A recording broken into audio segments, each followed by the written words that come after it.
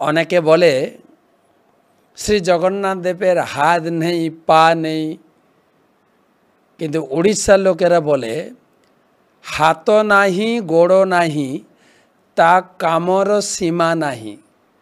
ভগবানের হাত পা নেই, কিন্তু তার ইচ্ছা ছাড়া কোনো কিছু চলছে না, সব কিছুর পিছনে তার হাত আছে।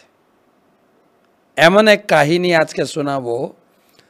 অধ্যায়ের নাম সর্বনিয়ন্তা জগন্নাথ। সব কিছু নিয়ন্ত্রণ করছেন, ঋতু নিয়ন্ত্রণ করছেন, কোন সময় কি ঋতু হবে, সূর্যের উদয় অস্ত নিয়ন্ত্রণ করছেন, পূর্ণিমা অমাবস্যা নিয়ন্ত্রণ করছেন, আমার জীবনকে নিয়ন্ত্রণ করছেন, আমার জীবনের কতদিন আয়ু, কতদিন পরে চলে যাব, সব কিছু নিয়ন্ত্রণ করছেন শ্রী জগন্নাথ দেব। এমন এক প্র্যাকটিক্যাল ব্যবহারিক ঘটনা ঘটেছিল পুরী মন্দিরে। আমরা আগে বলেছি জগন্নাথ পুরীতে ভগবান জগন্নাথকে সারা দিন জনগণ ভক্তরা দর্শন করেন, কিন্তু রাত্রে যখন মন্দির বন্ধ হয় দেবতারা আসেন দর্শন করতে। তার একটা প্রমাণস্বরূপ কাহিনী তুলে ধরা হচ্ছে। যখন ভগবানকে রাত্রে শয়ন দেওয়া হয় তখন ভগবানকে বড় সিঙ্গার বেশ পরানো হয়। যেরকম আমরা দিনের বেলা বা ঘুমানোর আগে পর্যন্ত এই সব মালা পরে আছি, পোশাক আশাক পরে আছি, ভগবানকেও সাজানো হয় সুন্দর। রাত্রে যখন ভগবানকে বিশ্রাম দেওয়া হয় এই মালা বা বেশি পোশাক আশাক, যত চূড়া পাগড়ি সাজানো আছে সব খুলে দেওয়া হয়। কিন্তু পুরী মন্দিরে আরও বেশি করে ভগবানকে সাজানো হয়। দিনের বেলা যে সাজানো হয় তাকে বলে সিঙ্গার আরতি বা সিঙ্গার বেশ, কিন্তু রাত্রে জগন্নাথকে পরানো হয় বড় সিঙ্গার বেশ। কেন? রাত্রে দেবদেবী আসেন। তো একদিন বিভিন্ন দেবদেবী এসেছেন টাইম মতো, তারা এসে ভগবানকে দর্শন করে ভগবানের আশীর্বাদ নিয়ে চলে যাচ্ছেন। একটু যমরাজের আসতে লেট হয়ে গেছে, কেন যমরাজের হরেক কাজ, প্রতিদিন লক্ষ লক্ষ লোক মারা যাচ্ছে, তাদের বিচার আচার একটু সময় লেগে যায়।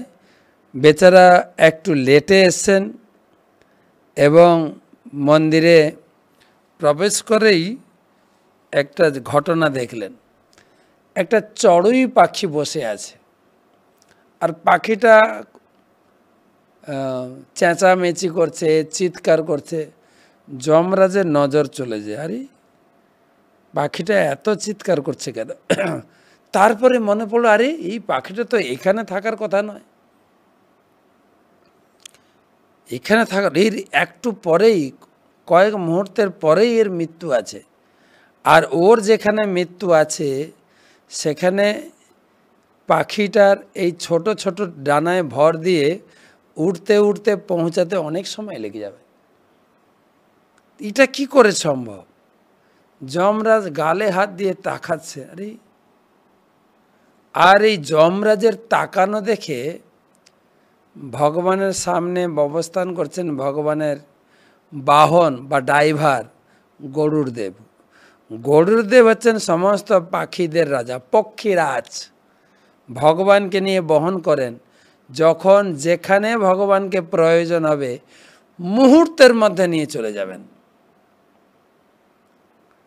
তো সেই পক্ষীরাজ গরুড় চিন্তা করলেন, আরে যমরাজের নজর পড়েছে এই পাখিটার উপরে, আমার ছোট বোনের উপরে, এই তো যমরাজ মারবেই।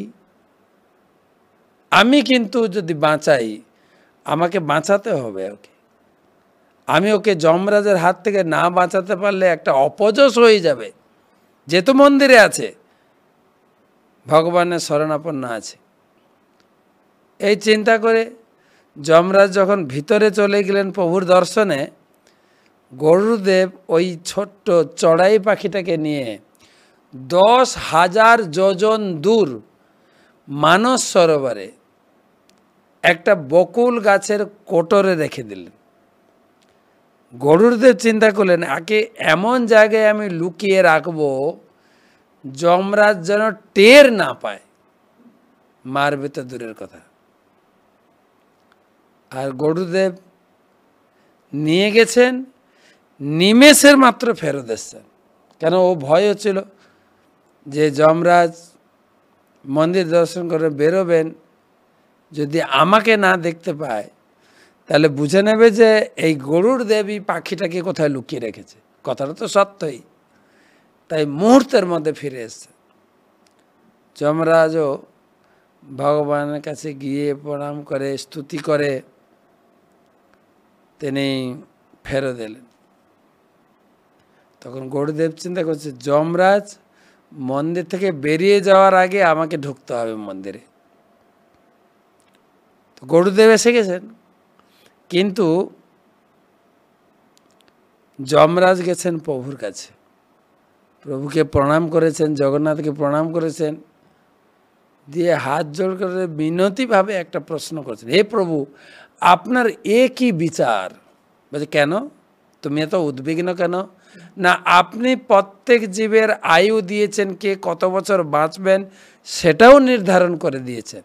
আপনার সেই নির্ধারণ অনুযায়ী আমি পালন করে এই মৃত্যুর দেবতা রূপে সকলকে আমি পালন পোষণ করছি, বুদ্ধি দিচ্ছি। তো এই পাখিটি যে তার মৃত্যু আছে 10,000 যোজন দূরে একটা গাছের কোটরে।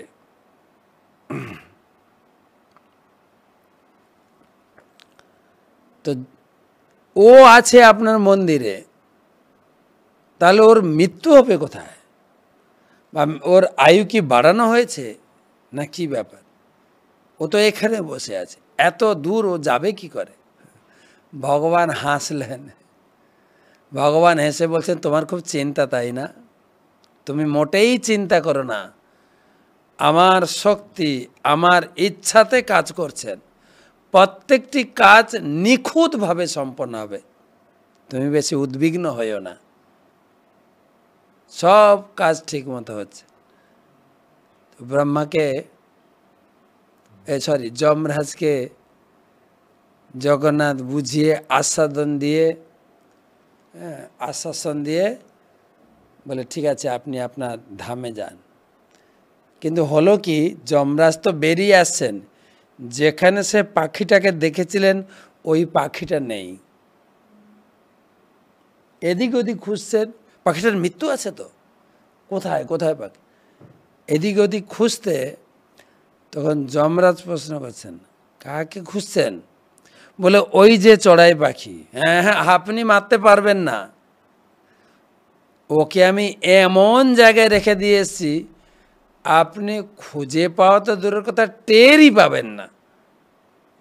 তখন যমরাজ একটু স্তম্ভিত হয়ে গেল। তো তখন বলছেন, এই যমরাজ হাসছেন, বলে, কোথায় রেখেছেন? এখান থেকে 10,000 যোজন দূরে মানস সরোবরে বকুল গাছের কোটরে আপনি খুঁজেই পাবেন না। যমরাজ হাসলেন, ভগবানকে স্মরণ করলেন। ভগবান তো বলছিলেন যে সব ব্যবস্থা নিখুঁতভাবে হবে, নিখুঁতভাবে, একদম টাইমে সূর্যকে উঠতে হবে, টাইমে অস্ত যেতে হবে। তার ইচ্ছাই তো কুরুক্ষেত্রের মাঠে তো ইচ্ছা মতো সরাসরি সূর্যকে চালিয়েছেন, এই সূর্য তুমি ডুবে যাও, ডুবে গেল, একটু উঠো, আবার উঠে গেলেন জয়দ্রথকে বধ করার সময়। তো সেই জগন্নাথ দেব তিনি সর্বনিয়ন্তা, যদিও পুরীতে বসে আছেন, সব কিছু নিয়ন্ত্রণ। যমরাজ বললেন, বারে, আমি ওটাই চিন্তা করছিলাম যে এখান থেকে ও তার নিজের ছোট ছোট ডানাতে করে এত দূর যাবে কি করে? যাই হোক তুমি সাহায্য করেছ। আর এই কথা শুনে গরুড়দেব চিন্তা করছে, আরে আমি তো চাইলাম ওকে বাঁচাতে, তার মানে আমি ওকে মৃত্যুতে সাহায্য করলাম। হায় হায় হায়। আমরা চাই, আমরা মনে করি যে আমি তোমাকে বাঁচিয়ে দিলাম, আমি তোমাকে সাহায্য করলাম। আরে আমি কি সাহায্য করব, আমি কি বাঁচাবো, আমি নিজেই কতদিন থাকবো তার ঠিক নেই, গ্যারেন্টি নাই।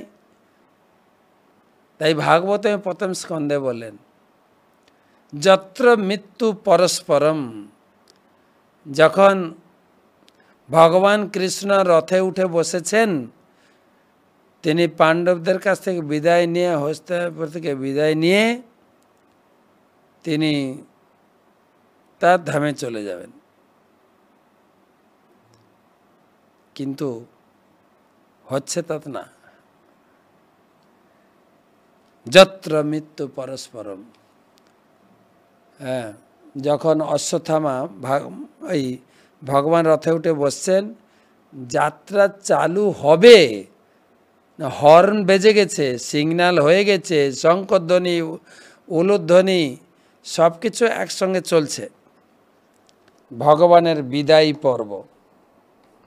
কিন্তু হঠাৎ উত্তরা, গর্ভবতী উত্তরা গর্ভ নিয়ে দৌড়াতে দৌড়াতে দৌড়াতে ভগবান কৃষ্ণের চরণে পড়ে গেলেন। ভগবান বললেন, কি ব্যাপার? একজন মহিলারা তখনকার দিনে ঘর থেকে বেরোতেন না, কিন্তু তার এমন কি পরিস্থিতি হয়ে গেল যে তিনি ভয়ভীত হয়ে ভগবানের চরণে এসে আশ্রয় গ্রহণ করলেন।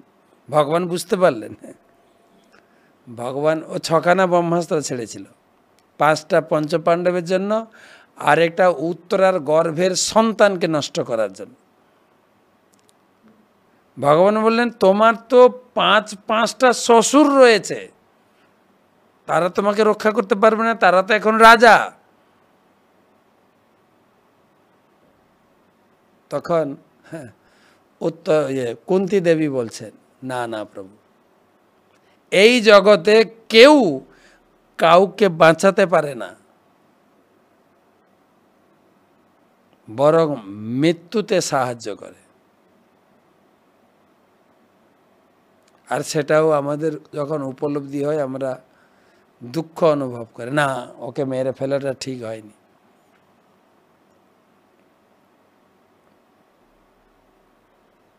ভগবান বললেন, উত্তরা আমি তোমাকে সুরক্ষা দিচ্ছি। ভগবান বাহ্যিকভাবে পঞ্চপাণ্ডবের প্রতি 5টা ব্রহ্মাস্ত্রকে সুদর্শন দিয়ে নষ্ট করে দিলেন। আর একটা ব্রহ্মাস্ত্র টার্গেট ছিল উত্তরার গর্ভে ঢুকে গর্ভের সন্তানকে হত্যা করা। ভগবান সূক্ষ্ম রূপে উত্তরার গর্ভের ভিতরে প্রবেশ করলেন। অনর অনিয়ান মহত মহিয়ান। ভগবান অনুর থেকেও অনু, খুব ছোট, যেরকম প্রত্যেকের হৃদয়ে আছেন ভগবান পরমাত্মা রূপে।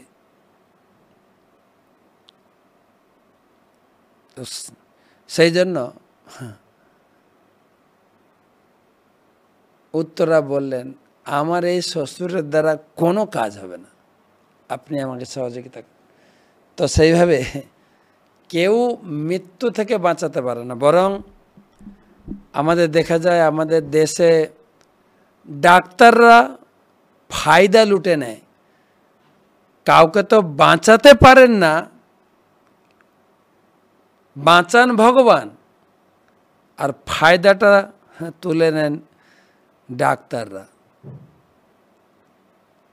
তাহলে এটা কেন হবে?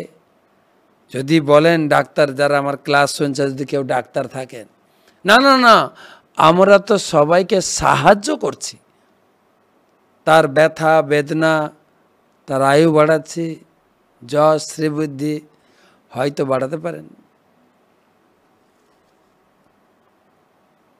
কিন্তু না, রাখে হরি মারে কে। আর হরির যদি টার্গেট হয়ে যায় আপনাকে মারবেন, বাঁচাই কে? মারে হরি, রাখে কে? তো সেই সর্বনিয়ন্তা জগন্নাথ তিনি সবার জন্য বিধি বিধান নীতি নিয়ম কতদিন আয়ু সব নির্ধারণ করেছেন, এবং যার যেখানে মৃত্যু হওয়ার কথা তার মৃত্যু হচ্ছে। আপনি বলবেন যে ব্রেন কি বলে সরি বিমান অ্যাক্সিডেন্টে আহমেদাবাদে 265 জন লোক মারা গেল, সেটা কি নির্ধারিত? হ্যাঁ, অবশ্যই নির্ধারিত। আমাদের একটা ছোট্ট ভিডিও পেয়েছিলাম, কোথা থেকে পেলাম সেটা আমি জানি না, যে ভিডিওটা কোথা থেকে এলো, যেখানে বর্ণনা করা আছে যে কত লোক মারা গেল, কিভাবে মারা গেল, আর মারা যাওয়ার পরে মিডিয়া লোকেরা, সাংবাদিকেরা বা সেই ধরো ট্রেনে মারা গেছে, বিমানে, তাদের একটা সেকশন আছে, সার্ভে সেকশন, আসল কারণটা কি। তো একটা ভিডিও পেয়েছিলাম, ওর ভিডিওটা ছিল সম্ভবত আফ্রিকার। একটা বাসে করে লোক যাচ্ছে, প্রচুর বৃষ্টি হচ্ছে আর বিদ্যুৎ চমকাচ্ছে, এত বড় বড় বিদ্যুৎ বাজ পড়ছে যেন সেই বিদ্যুতের যে কি বলা যায় আলোর ঝটকা, বিদ্যুৎ চমকায় না, সে বিজলি বাসের জানলার ভিতরে ঢুকে যাচ্ছে। আর ঝড় বৃষ্টি, তখন ড্রাইভার খালাসি মনে করলো এই আমাদের পুরো বাস ভর্তিতে কেউ একজন পাপী আছে, তাকেই আজকের এই বাজ পড়ছে বড় বড়, তাকেই নেওয়ার জন্য, যার ফলে আমরা সবাই বাস ভর্তি লোকেরা কষ্ট পাচ্ছি। ড্রাইভার বাস থামিয়ে বললেন, বাসটাকে স্টপ করলেন রাস্তার পাশে, দিয়ে বললেন, আচ্ছা আমাদের ভিতরে কে এমন পাপী যার ফলে আমরা এত সাফার করছি, গাড়ি ঠিক মতো চালানো যাচ্ছে না, এত বাজ পড়ছে, গুড়ুম গুড়ুম আওয়াজ করছে, পরীক্ষা করা হবে, বৃষ্টি হচ্ছে, ঝড় হচ্ছে। বাস থামিয়ে বললেন, সামনে একটা গাছ আছে, তো প্রত্যেকে এই ঝড় বৃষ্টির মধ্যে গাছটাকে ছুঁয়ে ফেরত আসত, এক এক করে যাচ্ছে, এক এক করে যাচ্ছে, কিছু হচ্ছে না। লাস্টে দুজন ব্যক্তি ছিল যারা গোবিন্দের ভক্ত, তো মালা জপ করছিলেন বসে, তো এক এক করে গেল চলে এলো, গেল চলে এলো, গেল চলে এলো, ঝড় বৃষ্টি বিদ্যুৎ একই রকম চলছে, একটু পরিবর্তন হলো না। না, একজন ভক্ত ছিল, তখন সবাই ধরলো এই যে মালা জপ করছে সাধুটা, এটাই হচ্ছে পাপী, একে নামাতে হবে। এও নামছে না, বলছে না না ওইসব কিছু না, আমি নামবো না।